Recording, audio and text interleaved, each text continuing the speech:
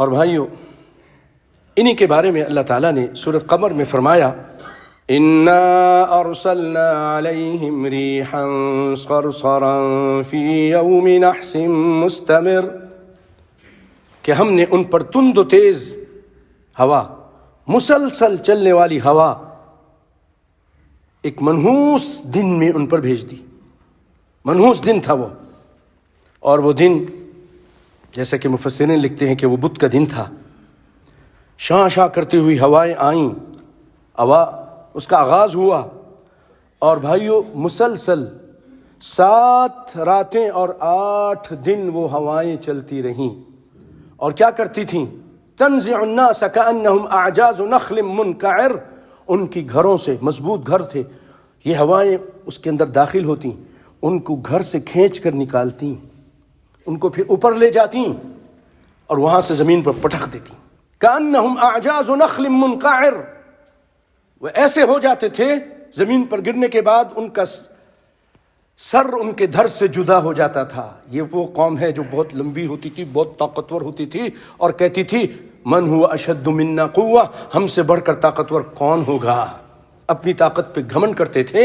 اللہ تعالیٰ نے ایک ایسی مخلوق سے جو نظر بھی نہیں آتی، ہوا نظر نہیں آتی، اس ہوا کے ذریعے ان کو ہلاک کر دیا۔ ان کے گھروں سے وہ ہوا ان کو نکالتی تھی، اوپر لے جاتی تھی، بہت اوپر سے ان کو نیچے پٹخ دیتی تھی، جس سے ان کا سر الگ ہو جاتا تھا اور زمین پر ایسے پڑے ہوتے تھے کأنہم اعجاز نخل منقعر، جیسے کھجور کا لمبا سا تنا ہوتا ہے نا، کھجور کا تنا جو اپنی جڑوں سے اکھاڑ دیا گیا ہو، کھوکھلا تنا زمین پہ پڑا ہوتا تھا، اس طرح ان کی لاشیں زمین پہ پڑی ہوتی تھیں۔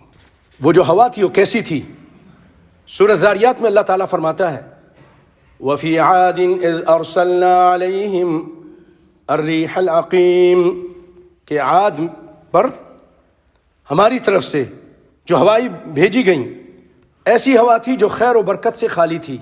وَفِي عَادٍ إِذْ أَرْسَلْنَا عَلَيْهِمْ، اور عاد پر جب ہم نے بھیجا ان کے اوپر الرِّيحَ الْعَقِيمَ، عقیم کہتے ہیں بانجھ کو، عورت جو بانجھ ہوتی ہے نا، یعنی جس میں خیر و برکت نہیں، وہ ہوائیں بھیجیں۔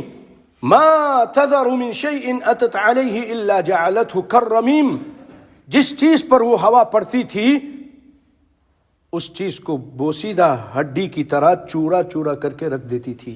یہ ہے اللہ کا عذاب۔ ہوائیں اس قدر تیز، اور اس کے اندر یہ تاثیر تھی جس چیز پر پڑتی تھی۔ یہ ہے اللہ تعالیٰ۔ بھائیو، کہاں بھاگ کر جائے گا انسان؟ کب تک بغاوت کرے گا؟ اللہ کی قوت کا اندازہ کرنا ہو نا، تو کبھی آدمی سمندر پر سوار ہو اور لمبا سفر کرتے دیکھے، موجیں آتی ہیں، پہاڑوں کی جیسے موجیں آتی ہیں، اور جہاز اتنا بڑا سا جہاز تنکے کی طرح ڈولتا ہوا نظر آتا ہے۔ پھر وہاں پر انسان کو احساس ہوتا ہے کہ اللہ کی قوت کیا ہے، بہت طاقتور ہے۔ سورہ الحاقہ میں اللہ تعالیٰ نے اس عذاب کا ذکر کیا، فرماتا ہے اللہ تعالیٰ وَأَمَّا عَادٌ فَأُهْلِكُوا بِرِيحٍ صَرْصَرٍ عَاتِيَةٍ، اور عاد بے حد تند و تیز ہوا سے غارت کر دیے گئے، اپنے گناہوں کی وجہ سے، اپنے شرک و بدعت کی وجہ سے۔ سَخَّرَهَا عَلَيْهِمْ 7 لَيَالٍ و8 أَيَّامٍ، اللہ نے ان پر مسخر کر دیا تھا ان ہواؤں کو 7 راتیں اور 8 دن، حسوماً، مسلسل وہ ہوا چلتی رہی جب تک اس قوم کا ہر آدمی نہیں مر گیا، وہ ہوا چلتی رہی۔ 7 راتیں اور 8 دن وہ ہوا ان پر مسلط رہی، پوری قوم کو ختم کر دیا اللہ تعالیٰ نے۔